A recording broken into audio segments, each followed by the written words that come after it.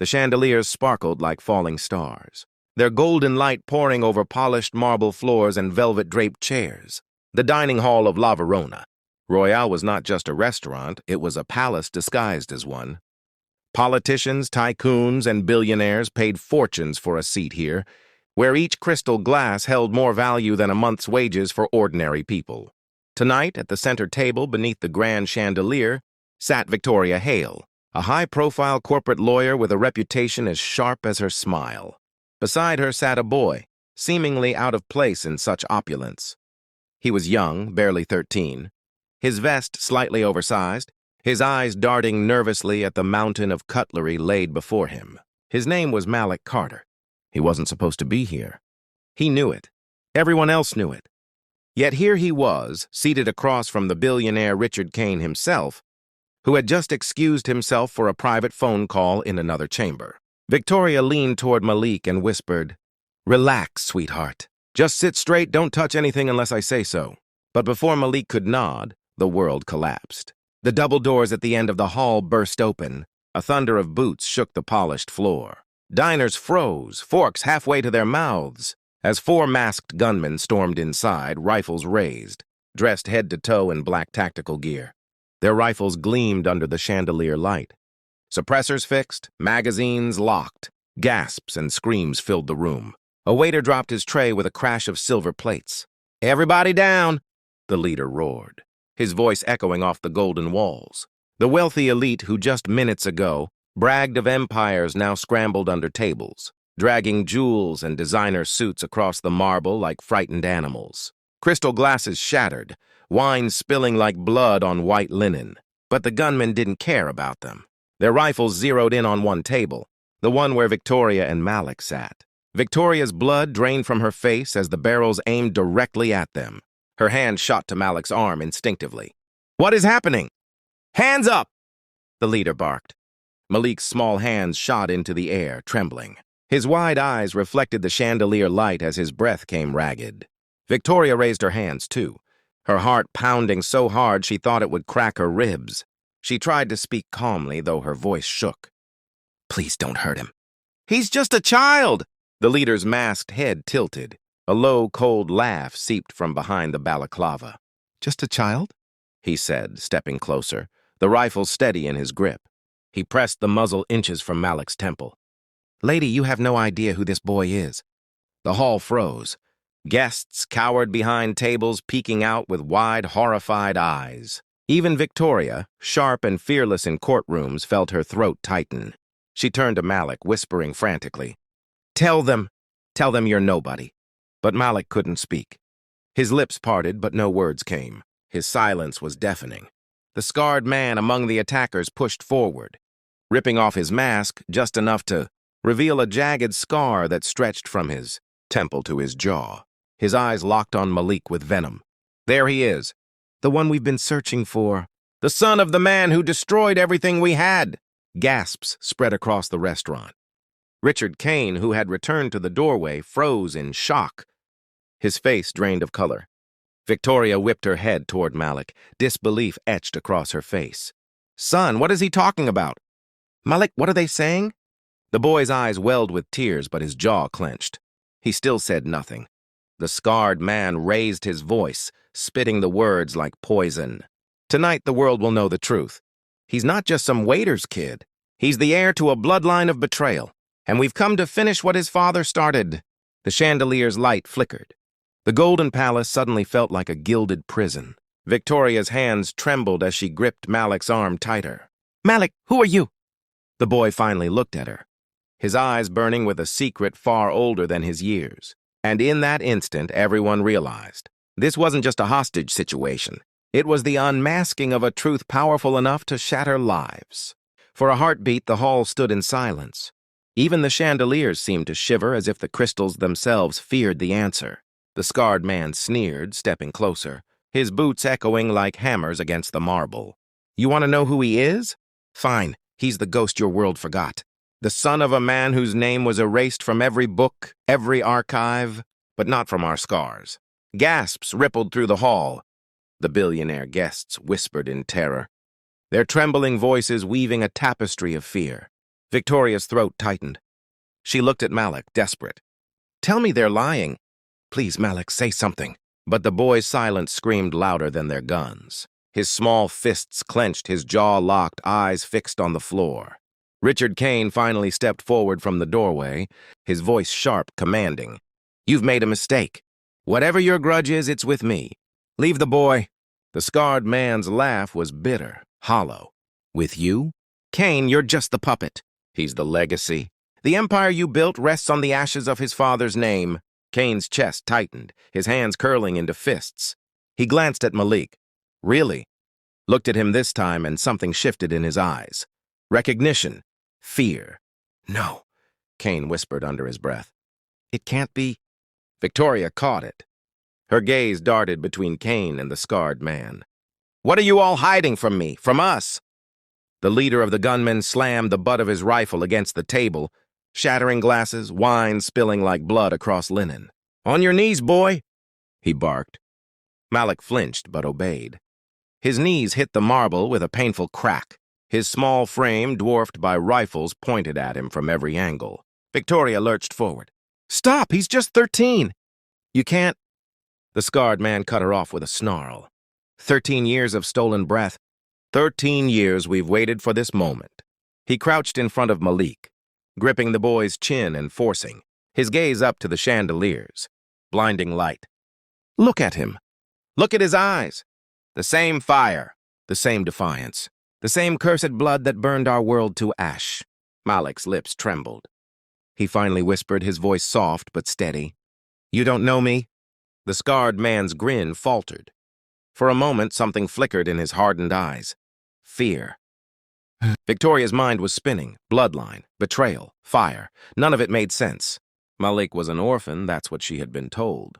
A boy abandoned, forgotten. But orphans didn't draw assassins from the shadows. Orphans didn't carry secrets heavy enough to shake billionaires. Her chest ached as she whispered, almost begging. Malik, please. Who are you really? Malik's eyes finally met hers, and for the first time, his voice carried a weight beyond his years. I'm not who you think I am. The words hung in the air like a death sentence. Chaos erupted. A gunshot thundered from the far balcony. One of Kane's hidden guards had fired, dropping an attacker instantly. Screams tore through the hall as bullets shredded. Velvet curtains and splintered golden panels.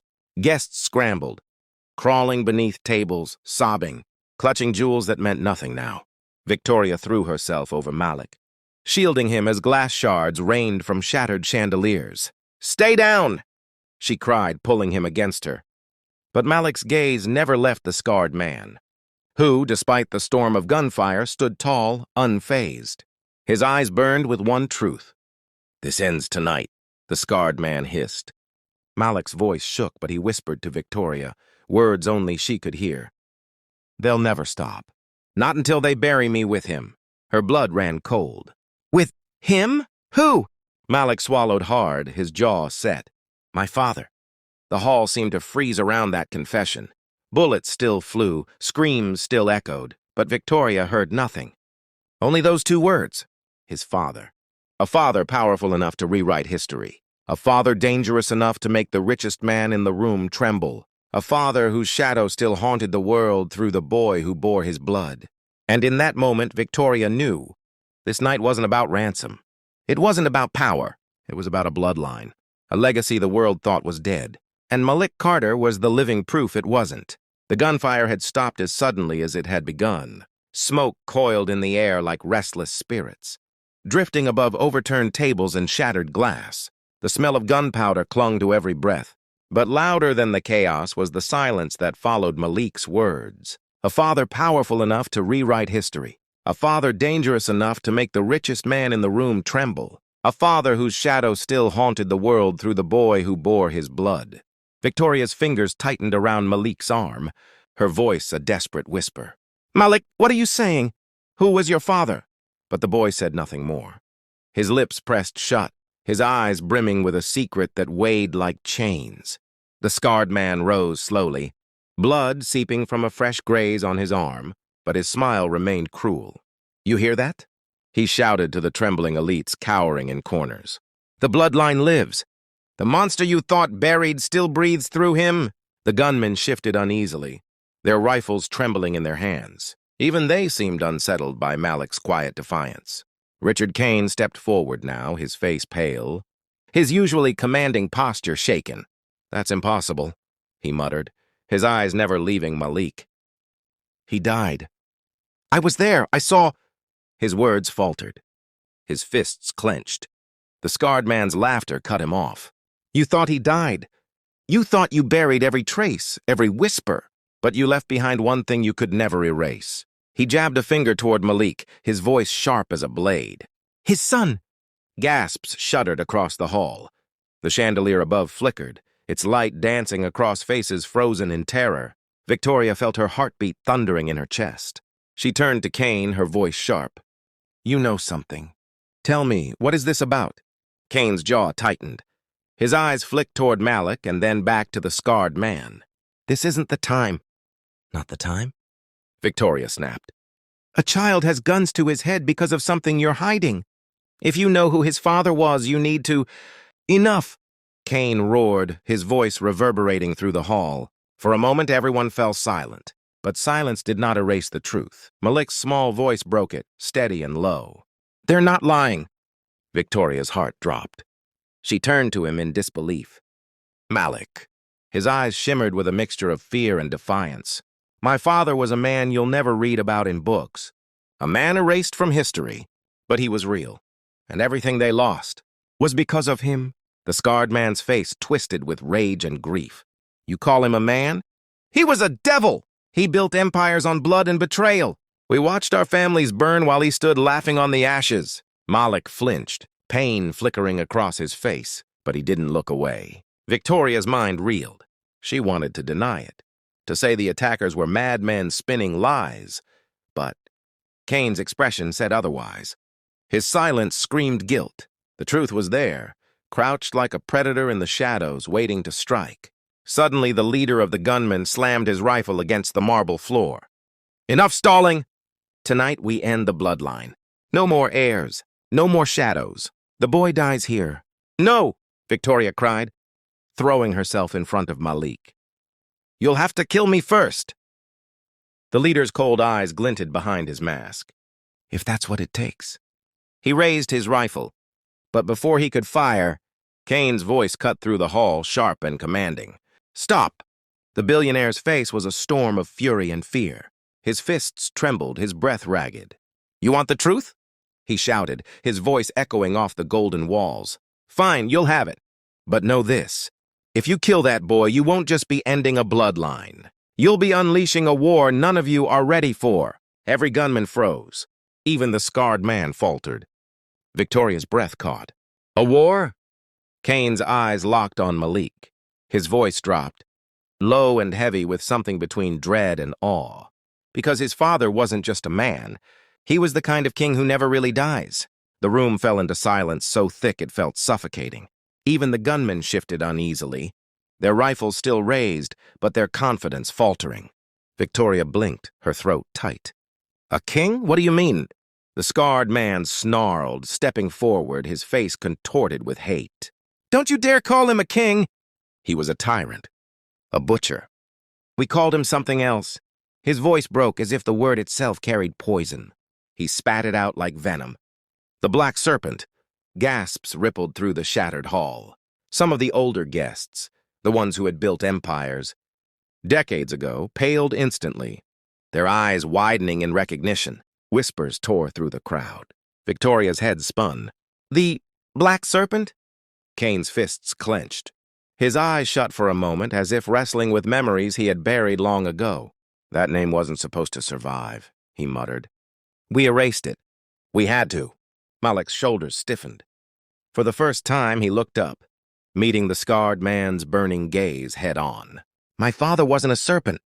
The scarred man's laugh was cold, bitter. "Then tell that to the graves he left behind."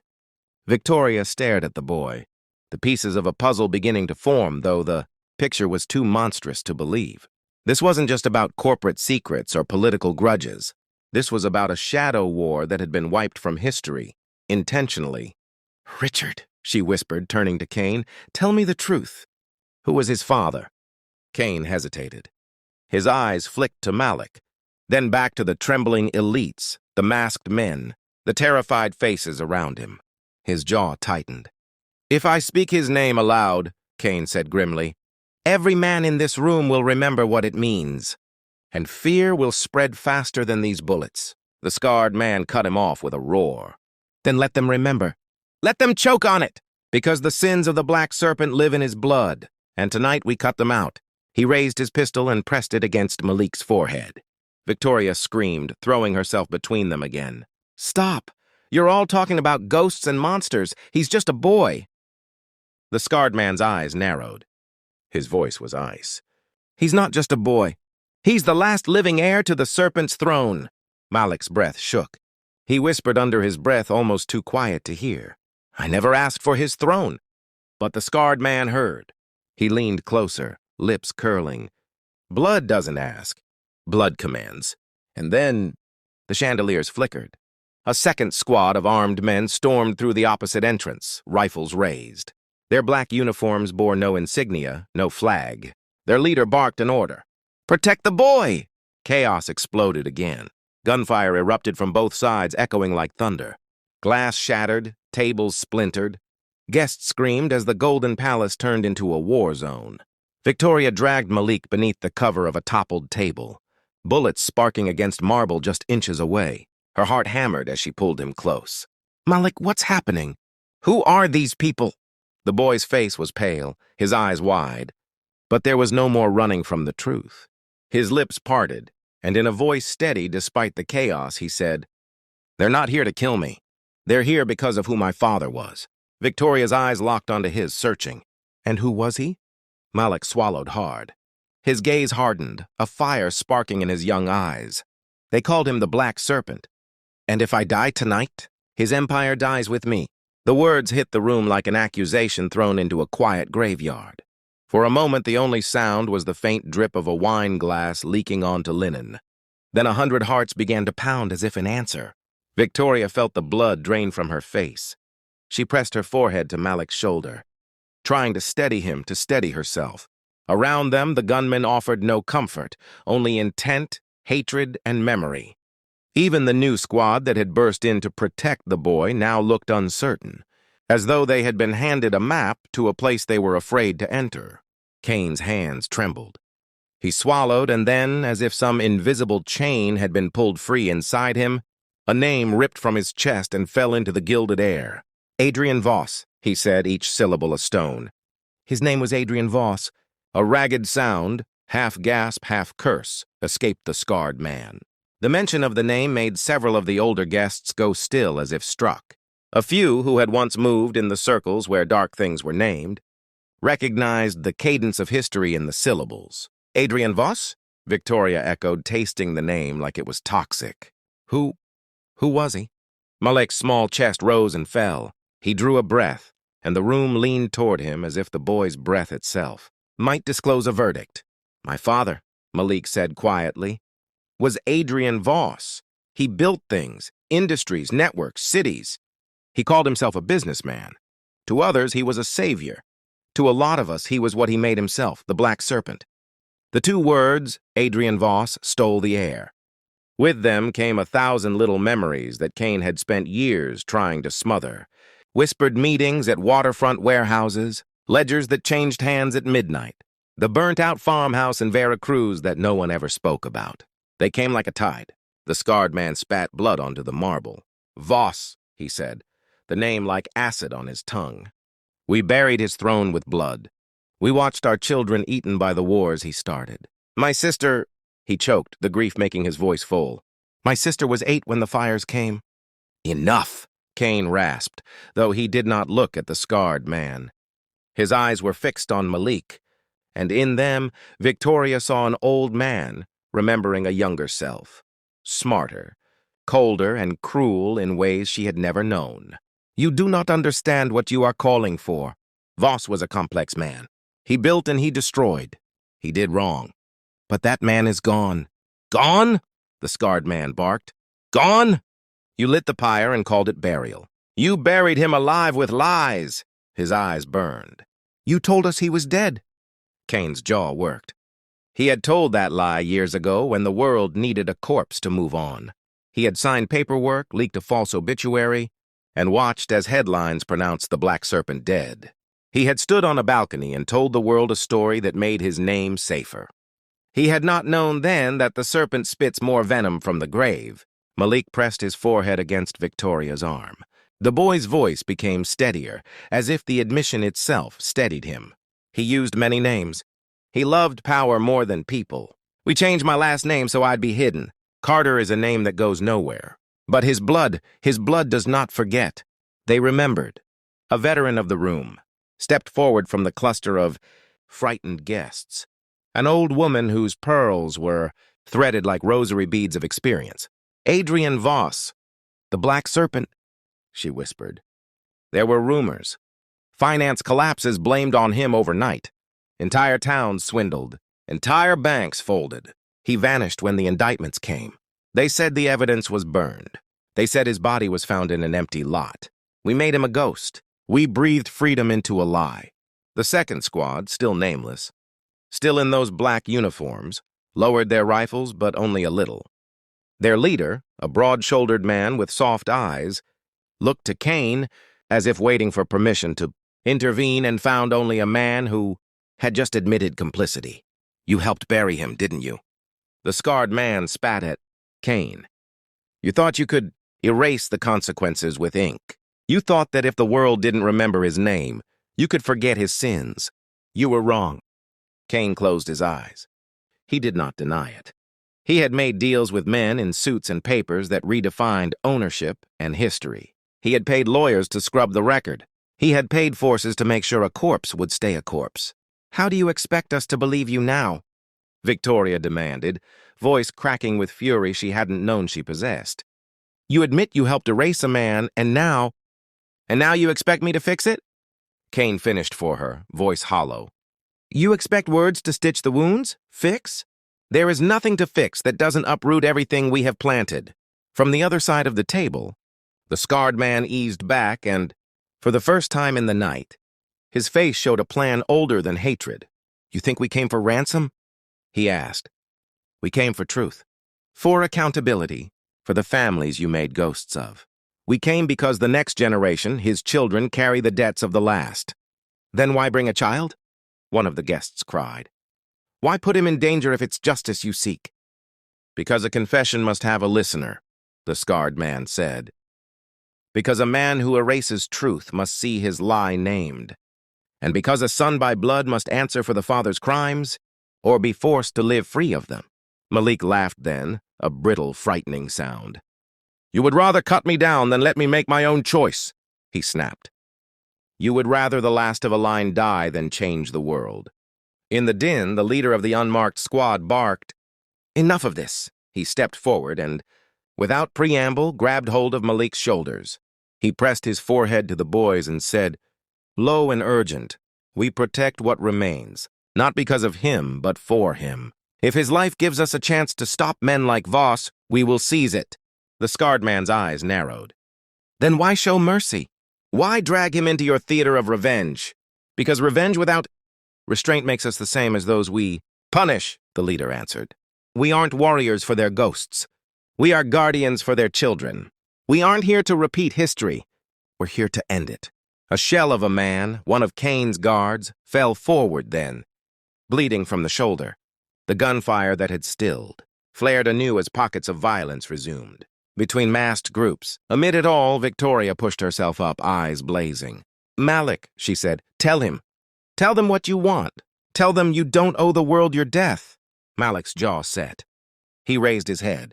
For the first time tonight, he was not only a boy, but a living defiance. His voice, small but brittle, cut through the chaos. My name is Malik Carter, he said. I was protected for a reason. Not because I should be punished for my father's sins, but because I have seen what he did.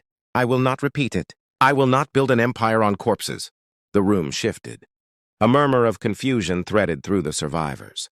Some nodded at the plea. Others spat like a rebuke. For Kane, the words were a blade.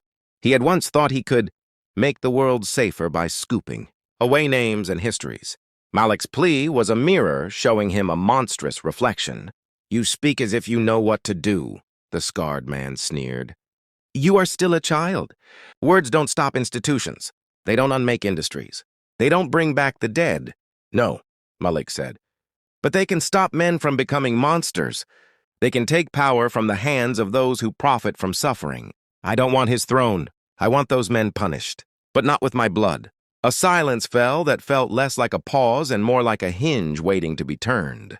The unmarked leader shifted, making a decision he would carry after the night was done. Listen, he said, loud enough that all could hear. This ends two ways.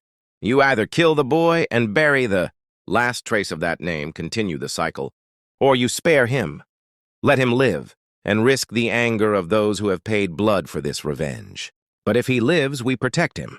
If he lives, we make sure the truth is told, fully, plainly, without the cover of riches or the ink of a man like Cain.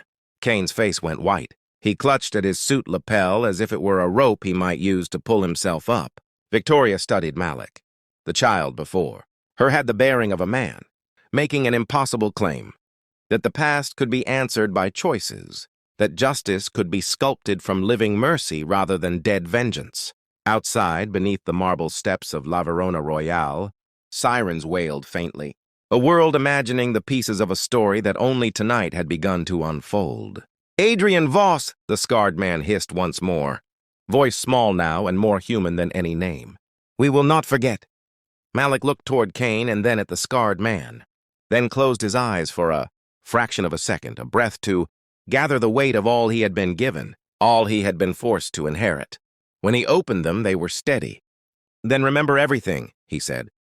Not just his misdeeds. Remember the reasons, remember the victims, remember the names. If you will remember, then I will live. If you want to bury him, bury the truth too, and you will make me a ghost you do not deserve. A shot cracked somewhere in the hall. People ducked, scattered, cursed, but the sentence hung, anchoring the room. A choice had been placed in their hands, with history holding its breath to see which way they would tilt. Victoria tightened her grip on Malik's sleeve. Cain's lips moved in a prayer or a lie. No one could tell which. The scarred man lowered his pistol a fraction, eyes narrowed, thinking. The leader of the unmarked squad signaled his men to fall back, buying a fragile second of space. Outside, the sirens grew louder. Inside, the chandelier lights trembled but did not go out. The Golden Palace, for a few trembling minutes, held a decision rather than a doom. And in that pause, Malik realized something the room had not yet dared to accept.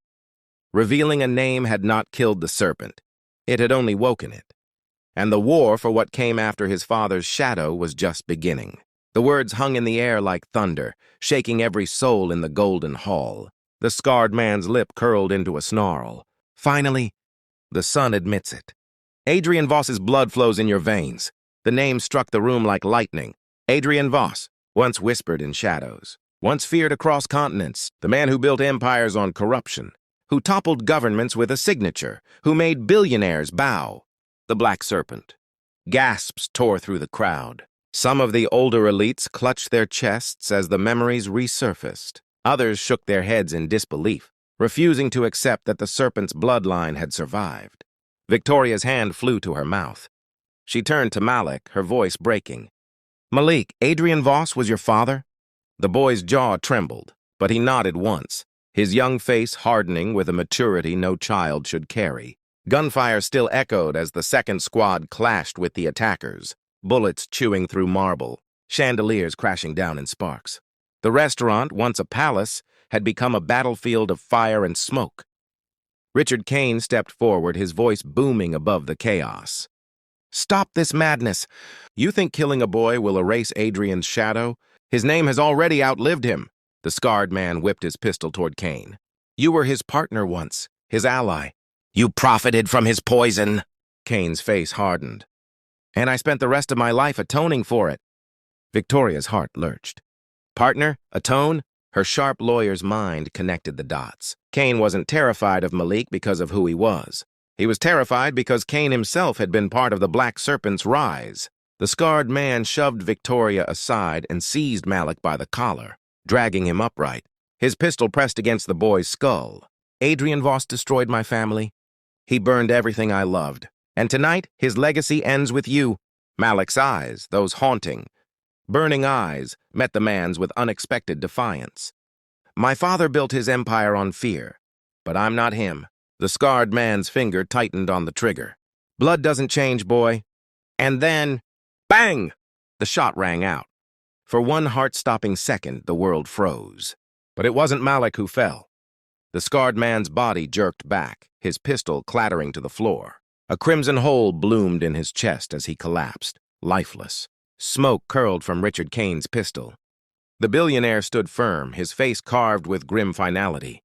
I made mistakes following Adrian Voss, Kane said coldly. But I will not let those mistakes take another child. Silence rippled through the hall, broken only by distant sirens drawing closer. The surviving gunmen scattered, some fleeing into the smoke. Others gunned down by the second squad who had rallied to protect Malik. Victoria clutched the boy, shielding him as debris rained from above. It's over, she whispered, though her voice shook with doubt. It's over now. But Malik? Malik only stared at Kane. Why? The boy asked softly. Why save me? If you helped him. Kane's face softened, his eyes heavy with the weight of years. Because I couldn't save your father from himself. But maybe I can save you. The doors finally burst open. Police stormed in, weapons raised, voices commanding order. The elites scrambled out like rats fleeing a sinking ship. But the story was already written. Cameras from shaken journalists who had rushed inside captured it all. The chaos, the gunfire, and the revelation of Adrian Voss's heir. By morning, the world would know. The Black Serpent was not dead. His bloodline lived. And Malik Carter, the boy who wanted nothing more than to escape the shadow of a father, he never knew, was now the most dangerous child alive. Outside, under the flashing lights of police cars, Victoria held Malik's trembling hand. He looked small again, fragile, as if the fire in his eyes had burned out. What happens to me now? He whispered. Victoria squeezed his hand tighter, her lawyer's instinct already awakening. Now, Malik, you choose. You can inherit the throne of shadows, or you can destroy it. The boy's eyes lifted to the night sky, the sirens painting his face in blue and red. For the first time, the weight of two worlds rested on his shoulders. The world Adrian Voss built in darkness, and the world Malik might one day build in light. And though he was only 13, he whispered words that made Victoria's chest ache with both fear and hope. I won't be my father's serpent. I'll be something else. Victoria tilted her head. What? Malik's gaze hardened once more. A king without chains,